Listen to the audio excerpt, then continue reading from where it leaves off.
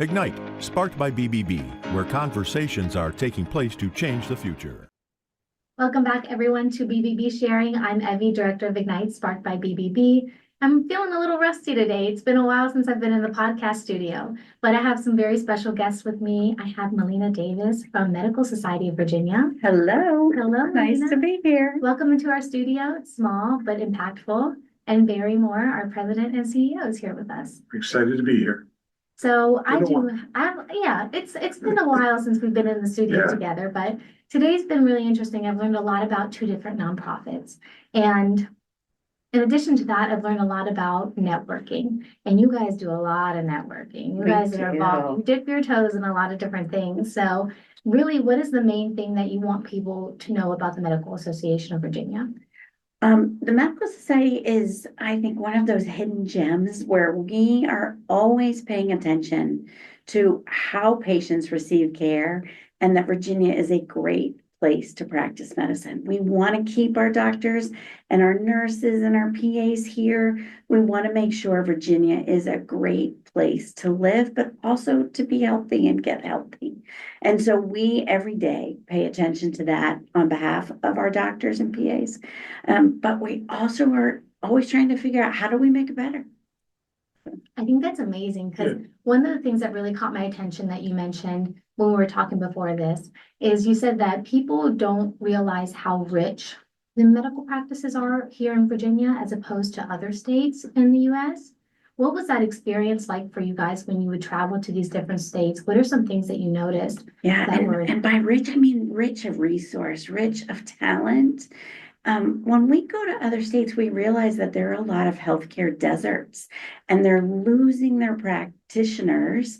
And that just means that you have to wait longer, and that you might have to wait months to get an appointment. And in Virginia, we are so lucky that we have really rich resource centers. Now, I will say we also have some very small towns that do not have enough practitioners. And frankly, it's my goal to make Virginia the absolute best place to practice medicine in the country, so that we have every town has a birthing center and an expert, that everybody has access to a neurologist, that if you break something, you can see an ortho right away. So it's not that every town has everything it needs. It's that Virginia collectively, we can find a solution for people. I think that's an exciting point. And so I told you very plainly and simply, 10 years ago, you started your job. Yeah. And I will tell you, not being from Virginia, and my uses of the medical community, I know a lot of doctors, let's put it on a first name basis, right? Yes, you do. I've had a lot of callings, but it's because of your association and whether it's your lobbying or your passion for your clients. And your clients, explain that a little bit to who we're talking to, the audience. Who is your end-all client?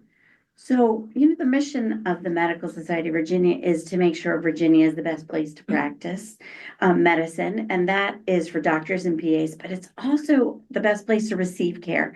So in the end, we're all here for patients, which, by the way, every single person listening is patient, right? We're all patients, because ultimately we all need to be healthier, or we all find ourselves in a moment of need.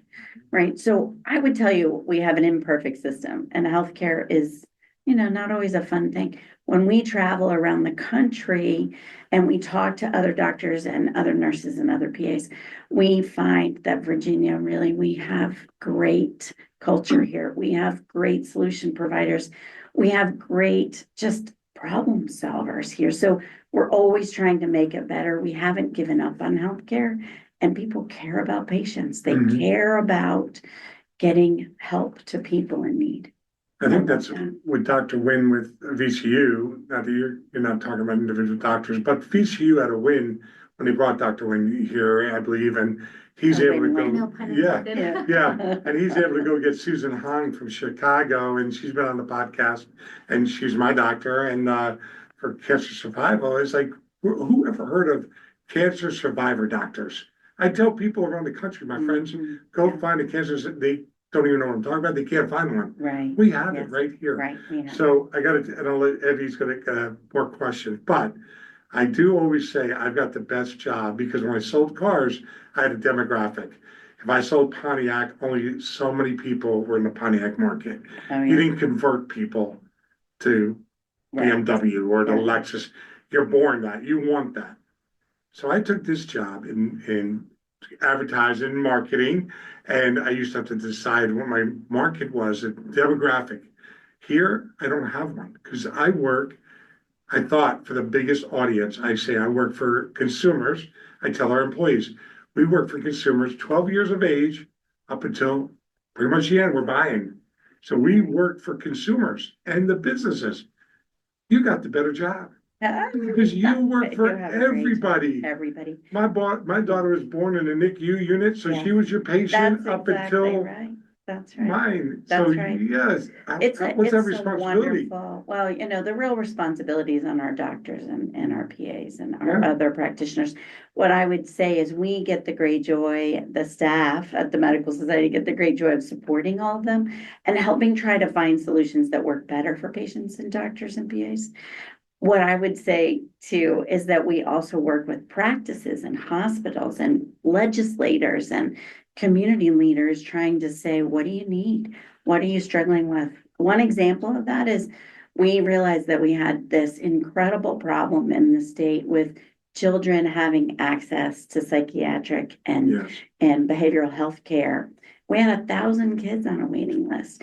And so we can't just overnight add more behavioral health specialists. There aren't enough in the country, and it takes 12 years minimum to train one.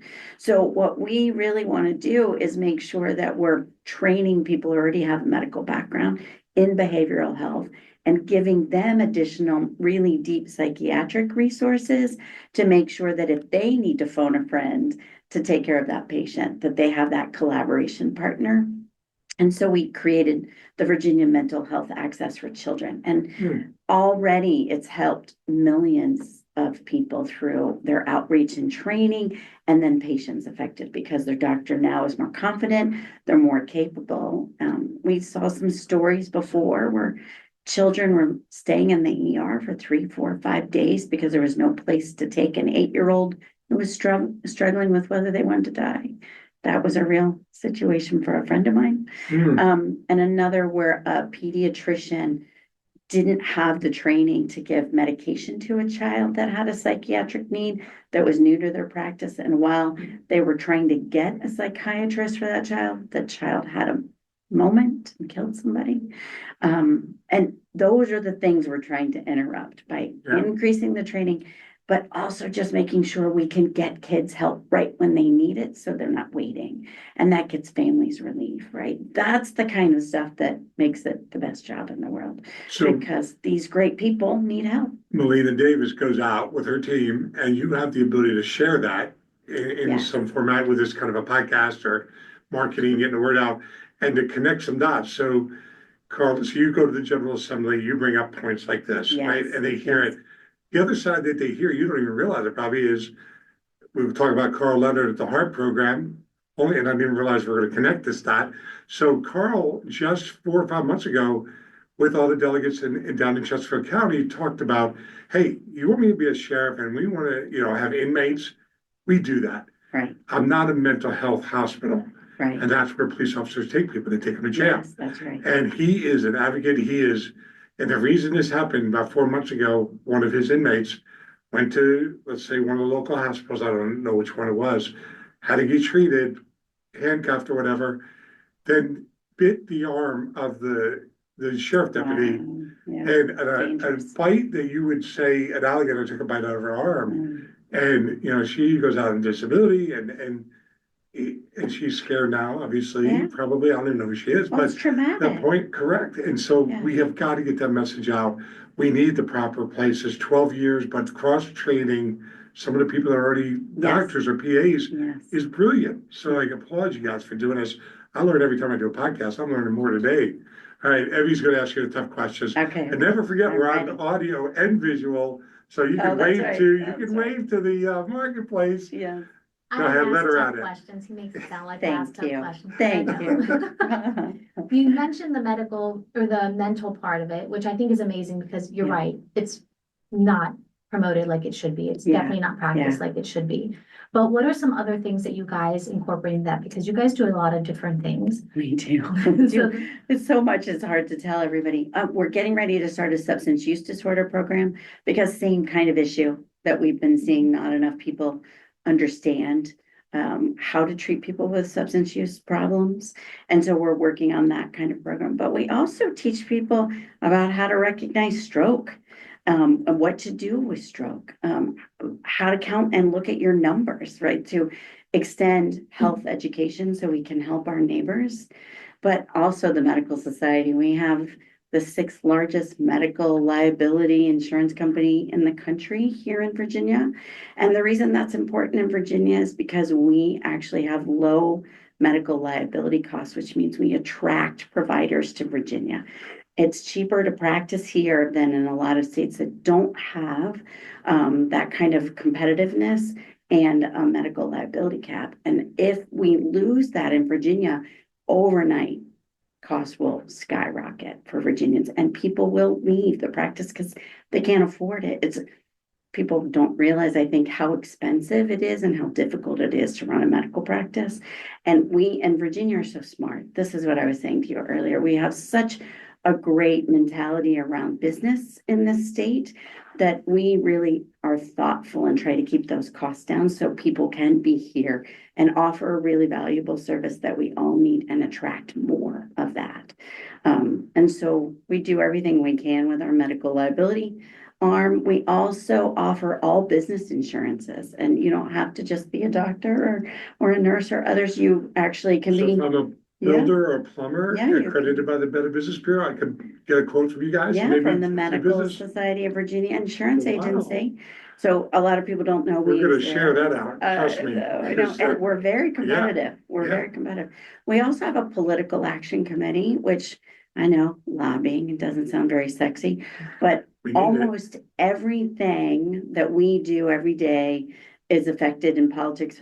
Health is affected Yes. by politics and vice versa, right? Everything is political.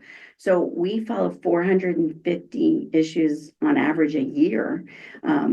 And that's a lot of work. And so we also try to raise money to make sure that Virginia's healthy and that we're doing our best to keep doctors and PAs here. I feel like there's always a negative association with lobbyists, right? Yeah, Everyone's or like, oh, you're a lobbyist. What people don't understand is like, you actually want lobbyists to be a part of the Yes, political side of things Yeah. because they have the information They that know. politicians Yes. actually don't have the time or the resources to learn That's about. right.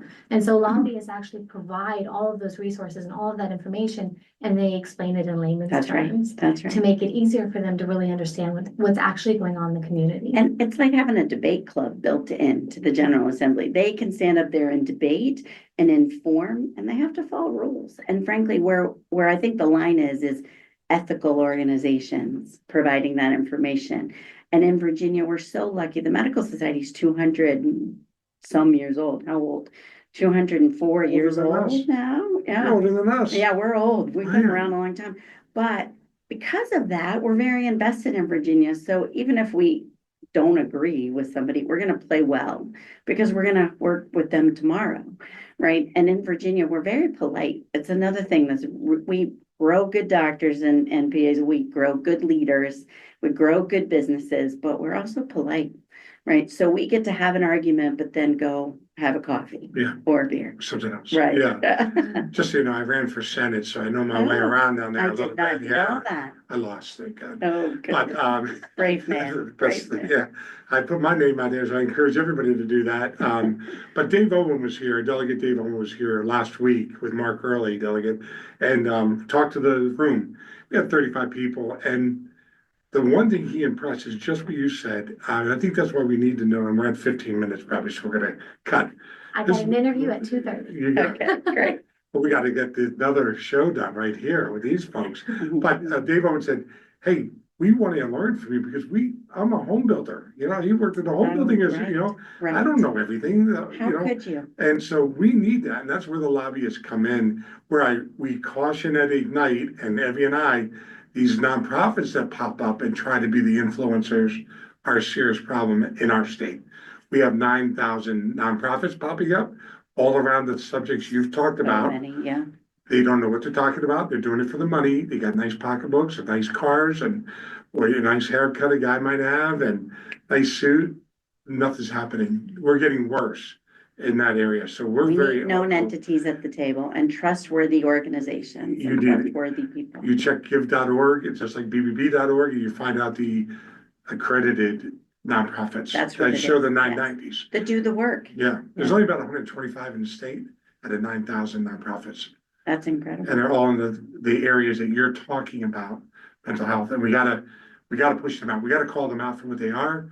Or if they're doing it for the right reason, encourage them to wrap in and do and the make a hard work difference. The right way. Yeah, Correct. yeah.